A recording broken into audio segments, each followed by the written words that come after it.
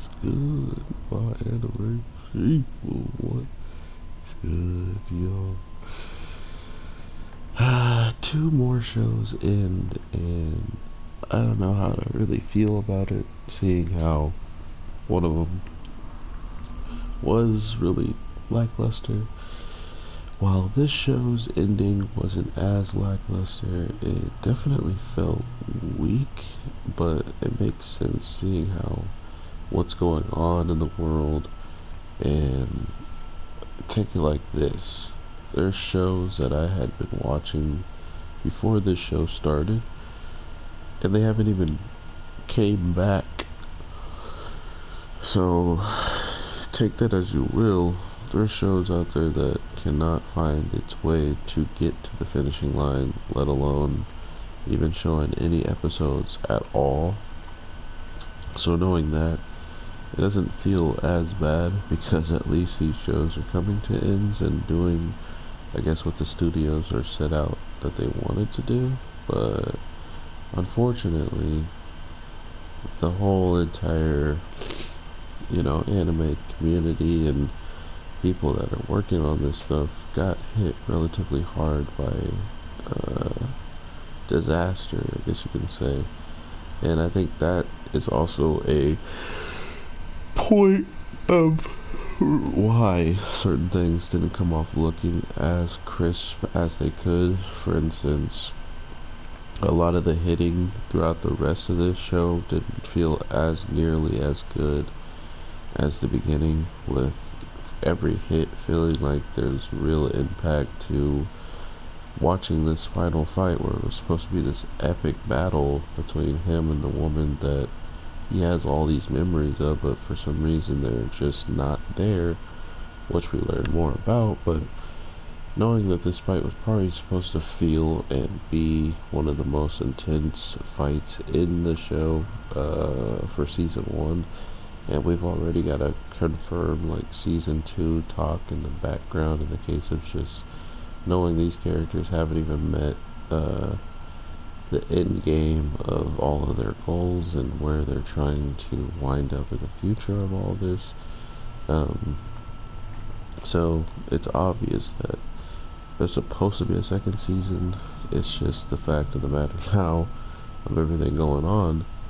Will the second season be anytime soon, or will this second season be postponed for quite some time, seeing how other shows haven't even finished what they set out and they started? So I'm interested to see what they're actually going to do with a lot of these shows, because like I said, I didn't expect so many shows just to disappear and not really have much to do. So I would have watched a lot more different animes to be in a position where I could just overall keep talking to you guys about certain shows. I didn't know what the heck was going to happen with all this stuff going on. I had been watching up to 8 shows at once and still keeping up with all of them, and then all of them disappear. So I gotta find other stuff to talk about, and everything's coming to an end, so hopefully more stuff pops up that I'm interested in, because regardless of me being interested in it or not, I might have to start just talking about it, because a lot of shows are underrated that I could have been talking about, that I watched and I just didn't record for, because I didn't feel like I had anything really to give in the case of saying something new that you wouldn't hear, or giving you an opinion that isn't already out there, right? So I didn't really feel like watching those shows or recording those shows. I watched them, for instance, the Love War and stuff like that, but this show right here had me from episode 1 wanting to know more about what's possible and what's going to happen, that at the end of the day, I still don't have that answer, besides the fact that our main characters are going to sooner or later go out and fight the people who our main character, who doesn't believe he's the main character, is going to go out and fight, I guess, the real main character. Which is fine by me. I mean, if you know you're not the main character, give us some non-main character characteristics. let him die then, right? Like, if he's not the main character, he's clearly can die and disappear, and the story should still go on, right?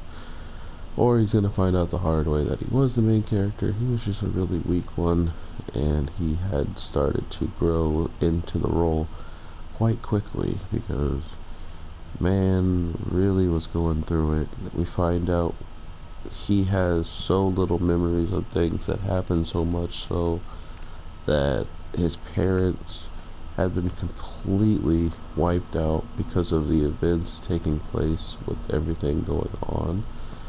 And to think that his memories were erased so deeply and so intelligently, he winds up going home to this abandoned house, this house that's probably never had anybody in it for, since that moment happened. But he goes back to it like there's something there to live for, like there's something there he is actually going to get from, waiting for his parents, or he doesn't see his parents just because they work so late at night, and once they actually get off, they just go straight to bed and they'll talk to him. He had this whole memory of him just waiting for who knows long to come to find out that they had been actually erased, just like we've been seeing people throughout this week's episode for talking to the girl in white, and pretty much gets absolutely destroyed.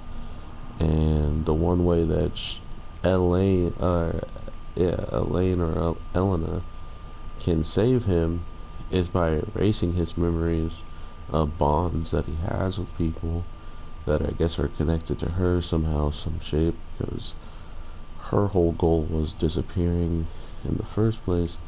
But if there's people that actually have memories of her, you can't really disappear. Hence why the main guy, the main bad guy, has pretty much put her in this messed up state where now if you do recognize her, she comes after you. She pretty much just asks you what kind of connections, or like who am I, and what their weird arachnophobia type of legs and arms that she just sprouts out of nowhere. We get to see that she can get inside of your brain, inside of your DNA, dang there. But as long as someone actually erases your knowledge of certain situations, you can escape from the danger. Um, which is weird to me because, like, the guy who was the boyfriend at first, who actually didn't know anything different and pretty much had his girl taken away from him uh, by the guy who has the girl in white now, he is still alive and kicking. So I wonder what actually happened in the grand scheme of for them to get into the position that they are, with them supposedly knowing exactly who she is, but avoiding the simple fact of being erased by her. So maybe they have just their little bits of memories erased as well, just like Solichi. But these are the types of stuff that get really interesting throughout the story, because we don't know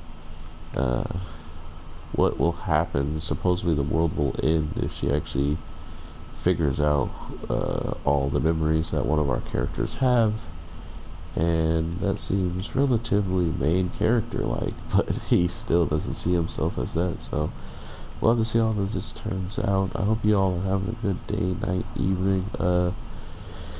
I apologize if I've been dropping a lot of videos talking about animes that have already ended and whatnot. I just thought you guys would rather have that than nothing on the channel at all for a day or two, depending on how long it took for shows to come out that I wanted to talk about.